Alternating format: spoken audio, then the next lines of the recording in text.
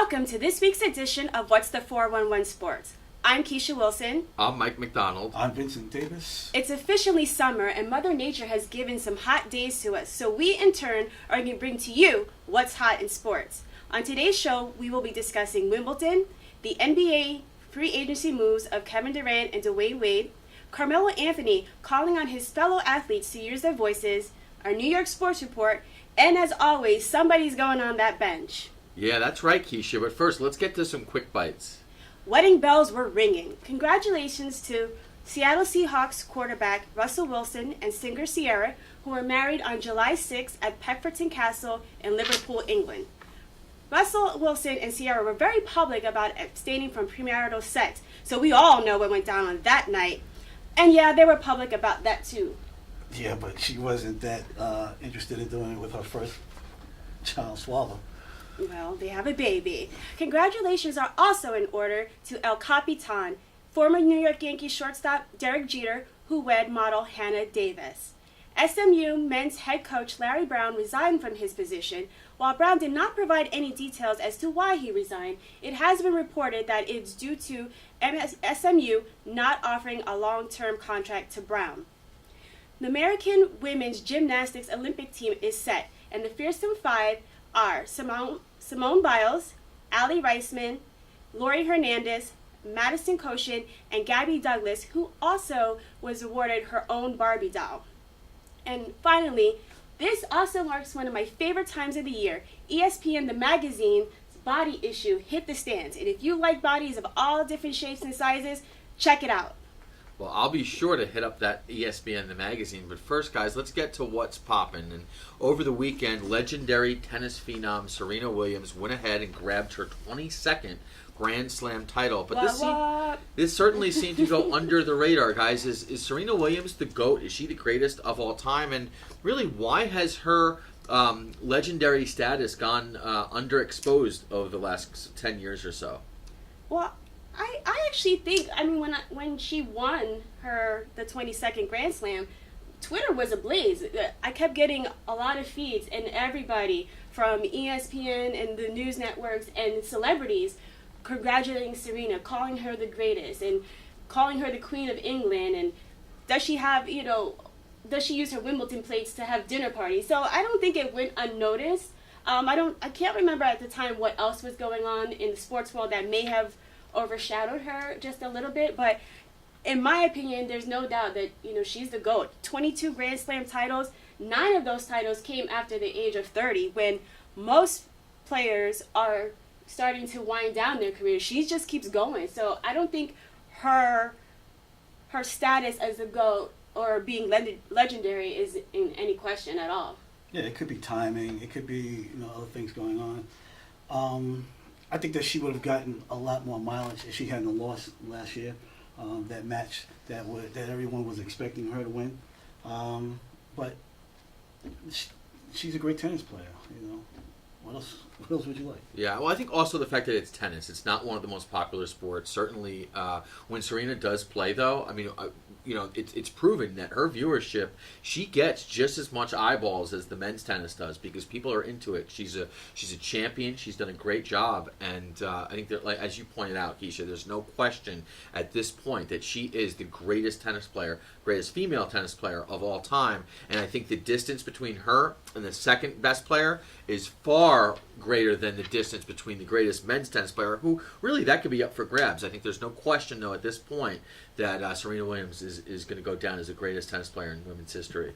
And it's funny enough, she jumped over the hurdle of winning 22, and as soon as she did, it's almost like now they're waiting for the next one. The next number is 24, which is Margaret Court's record of the most Grand Slams ever. So she's got 2 more to go to really further cement being the GOAT. And she's still doing it. She's still... I think she's got at least 3 to 5 years left in the tank where she can go ahead and win a lot more Grand Slam titles. It doesn't seem like she's winding down. Now, she's not where she was in her mid-20s, but she's still on top. None of us are. That's true. I'm but sure I think she's not. going to stay there for a while, so... On a more serious note, from a high to a low, in the last few weeks, we've witnessed several tragedies.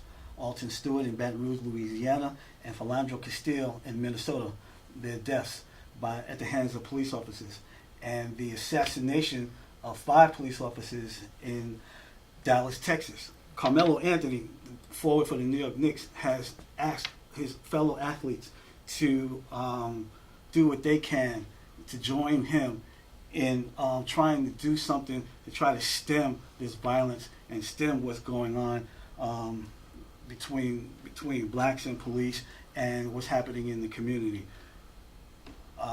Do you think that other athletes are going to give up take the chance of alienating their fans or losing endorsements to come join Carmelo Anthony?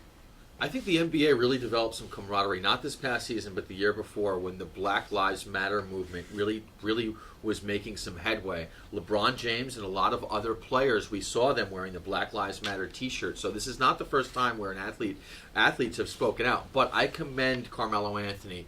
I think this is a situation where people need to be hearing from, obviously celebrities and athletes, what decisions they make is how they're going to interact with this.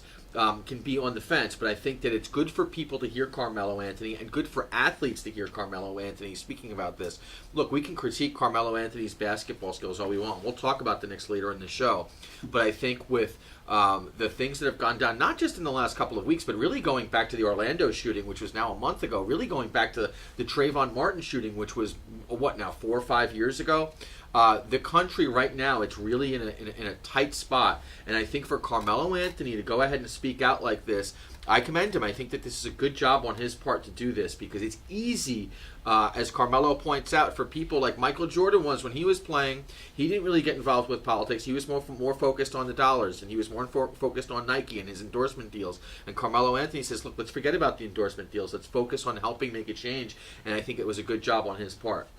Yeah, this is not the first time we've seen Carmelo stand up for injustices. When police brutality rocked his home city of Baltimore, he was out on the streets with the protesters marching. So, he's continuing that aspect of his life and his growth and development. So I wanted to see what's going to happen now. He, in his full-page article, he mentioned what works, what didn't work, and I want to see what he's going to do in order to get the ball rolling. And I'm actually surprised I haven't heard anything from LeBron. Did you guys hear LeBron speak out or anything about the recent events? No, I haven't heard. But I read what Carmelo said, and some of it he was correct about, and then there's others he's wrong about.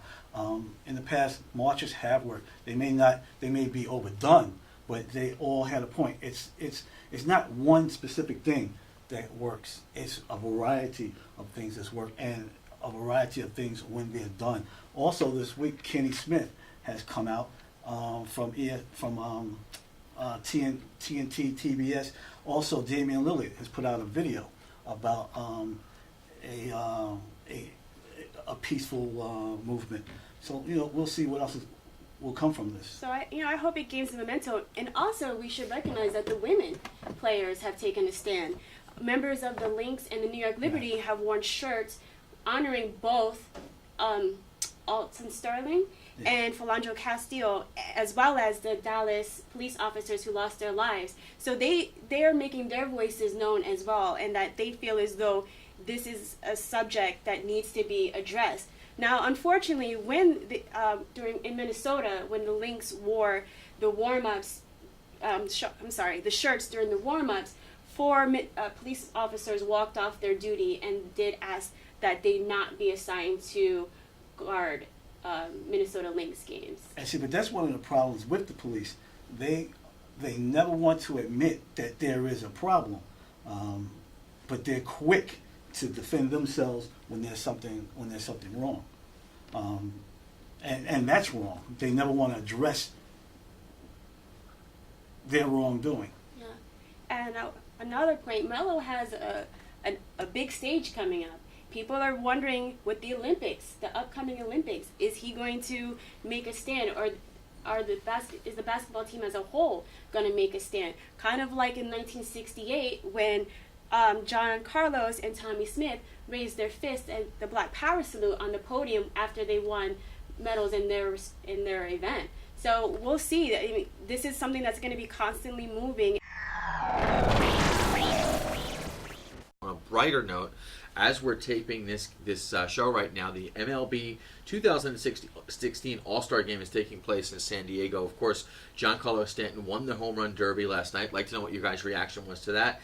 And as far as the All-Star Game is concerned, do you guys think that there's anything that they could tweak to the All-Star Game? And what do you think about the winner of the All-Star Game getting the home field advantage in the World Series? Which one do you want to do first? What do you think about the home field advantage? I was always against that because all the best players aren't always playing. For one, two, it should be the best record. If the National League has the best record, they should have home field advantage. If the American League has the best record, they should have the advantage. As for the home run derby, I like the way it's been timed with the clocks and everything. I mean, it's still batting practice. They can make it a little bit more exciting if they had like the better pitching.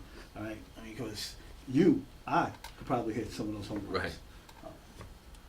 Well, I have a problem with home field advantage. I was about to say home court. Home field advantage being determined by the All-Star Game by one moment. And like you said, sometimes the best players are not playing, and I feel as though normally the emphasis is on the regular season and what you do.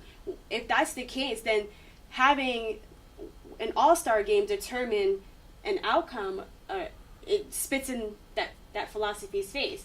And in terms of the All-Star activities, I must admit, it's a miss on me because I don't remember when these things happen, because there's never been anything that compels me to watch the All-Star games. And it's unlike the NBA, where I love the All-Star activities. I love the three-point shooting contest. I love the competition where they dribble and they gotta pass the ball in the net and dribble back and shoot. To me, that's exciting. And I don't know, in terms of baseball, if they can incorporate something like that really showcases the baseball players' abilities, the skill sets that make them unique. And that would probably get me to watch. Home run derby. I'm kind of sad that I didn't watch it, because Giancarlo Stanton, 61 home runs in 13 and a half minutes, that had never been done. And it's taken multiple players multiple times to even come close to 60, and some of them don't even do that on 2, 3, 6 tries. So I'm a little sad that I missed that part, but maybe this will motivate me to remember to watch next year. Yeah, I think one of the issues with baseball right now is it just seems like it's not as entertaining as it used to be. And I don't know if that's on my part, because I am a Yankee fan and they're not as good as they were back in the late 90s into the early 2000s when they were winning multiple championships. But having said that, I just think that there are certain things that they can do to kind of improve the popularity of the game. Obviously, they've done a really good job in speeding the game up over the last couple of years or so. And the home run derby, I think one of the issues that I had with it last night was, and this is my fault because I haven't been watching as much baseball, but I don't know a lot of these players. I don't know a lot of these guys. And as far as you pointed out, what you said, Vincent, I completely agree with you. I think the fact that the American League and the National League, the winner of the game, gets to host the World Series for home field advantage, I don't think that's fair to the team that has the best record in baseball, or the team that has the best record that winds up making it to the World Series. So certainly this should be a fun game tonight, though, and it'll be good for the city of San Diego and good for the National League itself. Welcome back to What's the 411 Sports. Hey guys, when NBA free agency started, Kevin Durant, former OKC forward and MVP, was the hot girl at school that all the guys wanted to take to the dance. And there were teams lined up ready to convince him to join forces. The Miami Heat, the Los Angeles Clippers, the Boston Celtics, the San Antonio Spurs were just a few of the names that wanted to woo him to come to their teams. But in the end, he goes to the dance and joins the Golden State Warriors. So one free agency move to the next, as we were all processing Kevin Durant's decision, which I'm going to deem the announcement 2.0, another bombshell drop. Dwayne Wade announced that he was leaving Miami to return to his hometown of Chicago and join the Chicago Bulls. There was some issues with contract. Dwayne Wade stated he was not playing for less than $20 million per year.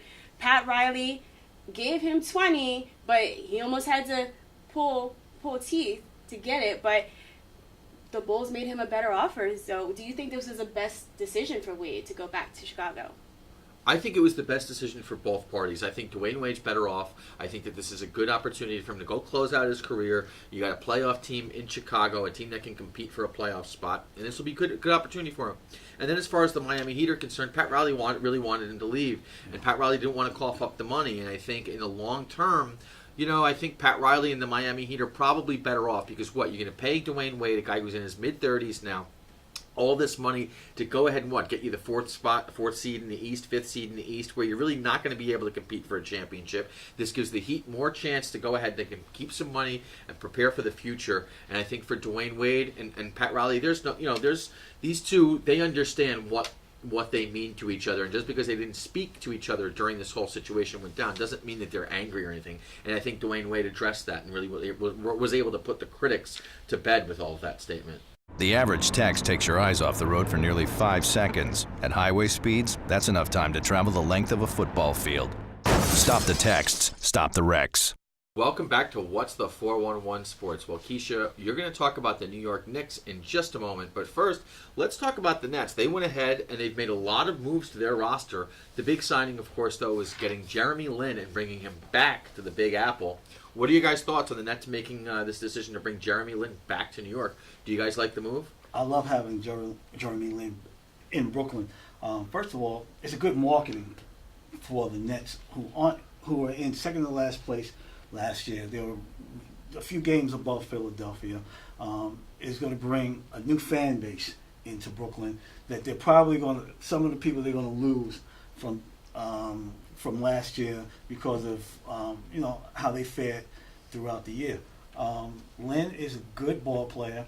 He did really well with Charlotte last season, and he's going to. Now he's going to bring some stability to that team in the backcourt with him and Brook Lopez, and let's see who else the Nets bring in. But with those two as a nucleus, it's a good start for a rebuilding team.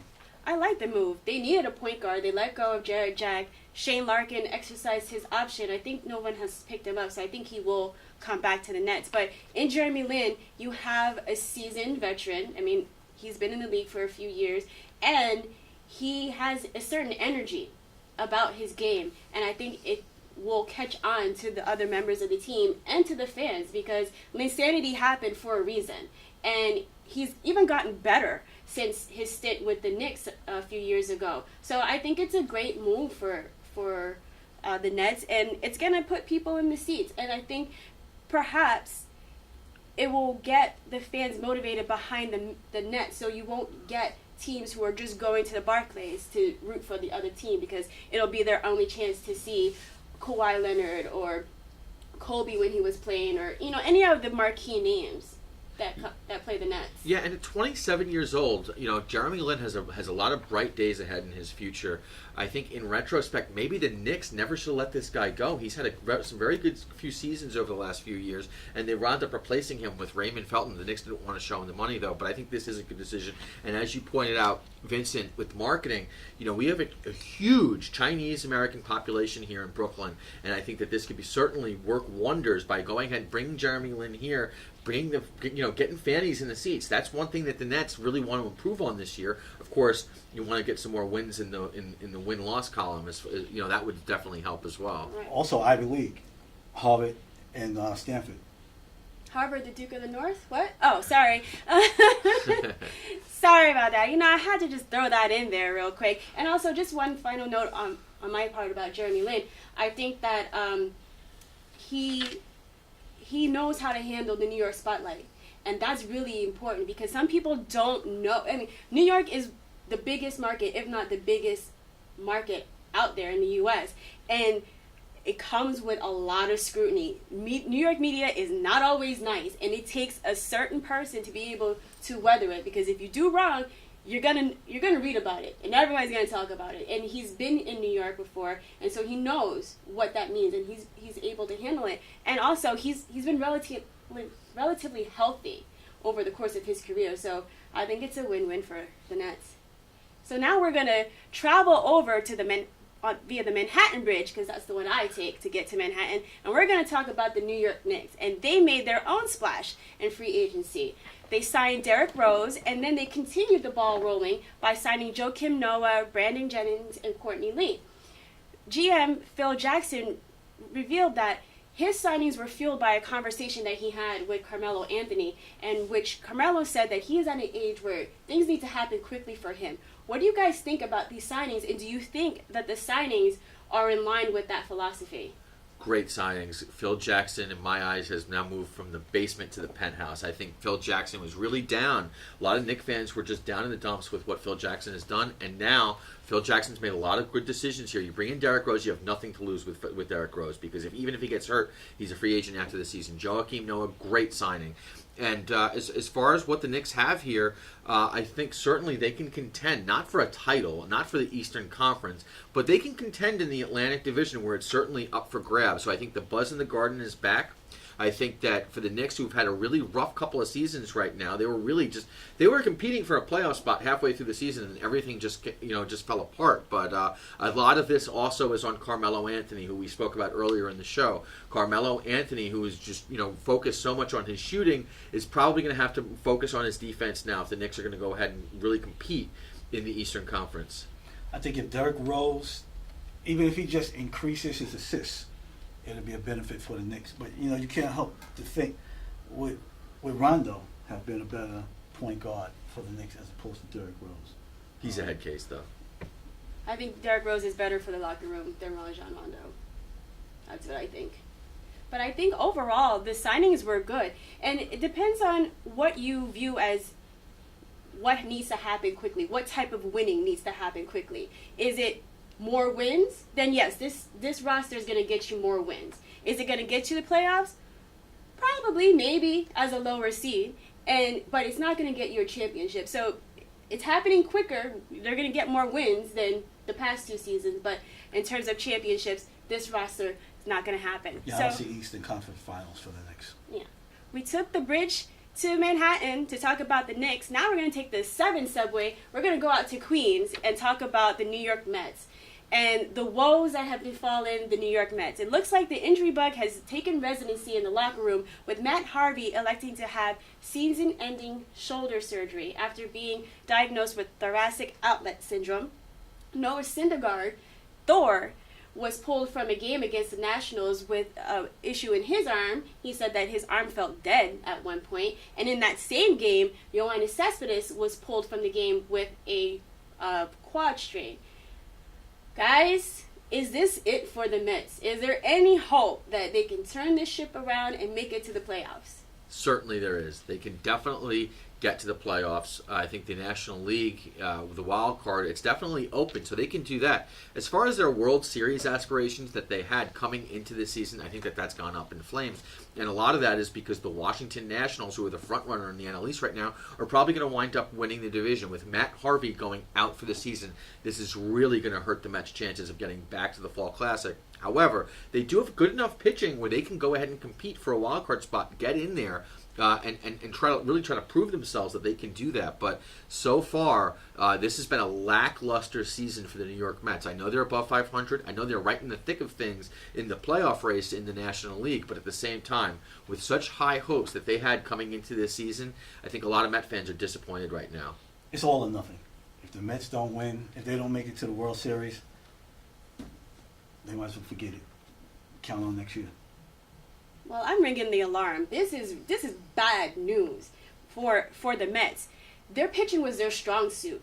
And when you have Matt Harvey gone, and even though he had his struggles this season, he has the capability to be dominant. I don't know what's going to happen with Syndergaard. He was pulled from the All-Star game. I don't know what's going to be the effect of him. And when the bats are sleepy, which they have been, and your pitching is so-so, it doesn't look good. It's the pitching that I think has kept them competitive in the games. Right. So they've got real big problems to worry about. And they've had a series against the Nationals where they did not come out on the winning side of that series. And that was the time where they needed to get some wins to get themselves in better position for the playoffs. So I'm ringing the alarm. I don't know if the Mets are going to make the playoffs. Welcome back to What's the 411 Sports. Well, as you know, every week somebody is going on the bench. Keisha, who's going on the bench this week? I am putting Oakland A's center fielder Coco Crisp on the bench. He was suspended for 1 game for intentionally throwing a bat at home plate umpire DJ Reyburn. The incident happened during the 5th inning in a game against the Houston Astros where Chris struck out for the 3rd time, and in frustration, he threw the bat and it hit the umpire in the foot. Do you think 1 game was enough? No. Did he intentionally throw the bat at the umpire, or did he just throw the bat down and hit the Either umpire? way. It was viewed that way, that he intentionally threw it. Even if it wasn't intentional, he should have gotten a 3-game suspension for what he did. I think there needs to be more respect given to the umpires who get completely screamed at and disrespected. Major League Baseball, it's almost gotten worse over the years. And when you watch these games now, the way that these umpires are treated, I think that the MLB should have given him a 3-game suspension or even a 5-game suspension. There should not be any physical interaction whatsoever with an official or an umpire and an athlete. I'm satisfied with the 1 game. I think so. I mean, it's kind of hard to judge intent. When I read this, it made me think about Steph Curry and the mouth guard incident, where he fouled out and in frustration he threw his mouth guard. It hit a fan, but did he do it intentionally, or did he just throwing it, not paying attention and not taking real aim or as to where he was throwing it? And he got fined for $25,000. Some people thought it should have been more severe. You would have probably said he would deserve 3 games, you know? Sit out the series. No, not with what Steph Curry did, because I think throwing a mouthpiece isn't as bad as throwing a baseball bat. And I think in the NBA Finals, in the heat of the moment, I don't think Steph Curry, obviously if they wound up suspending Steph Curry for what he did, the NBA Finals would have went up in smoke. Well, I guess it already did anyway for Golden State. But yeah, but I mean, I can see that in baseball you have to be a little more careful because a bat definitely weighs more than a mouth guard and can do more damage. But we have another person putting on the bench. For the first time, I think, that I've been on the show, 2 people have been on the bench. I'm putting Dallas Cowboys linebacker Rolando McClain on the bench. He was suspended for the first 10 games of this upcoming season for violating the NFL substance abuse policy. Get on that bench, Cowboys. I'm not sad about it at all as a Giants fan. So keep it locked. When we come back, we're going to tell you what's in our pipeline. welcome back to What's the 411 Sports. I hope you have your pen, paper, voice recorder, smartphone, or anything, whatever it is, ready so that you get the events that are coming up soon. The New York Yankees will close out its homestand against the Red Sox tomorrow, while the New York Mets will visit the Philadelphia Phillies tomorrow as well. Then, on Monday, July 18th, the Mets will travel to Chicago to play the Cubs. Meanwhile, the Yankees will stay in the Bronx and host the Baltimore Orioles from July 18th to July 21st. Well, guys, it's about that time where we have to say goodbye to all our friends out there. But don't worry, you can keep up with us until we meet again next week by friending us on Facebook, following us on Twitter and Instagram, and subscribing to our YouTube channel, all at 411 Sports TV. I'm Keisha Wilson. I'm Mike McDonald. I'm Vincent Davis. Thanks for joining us this week, and we look forward to seeing you again next week.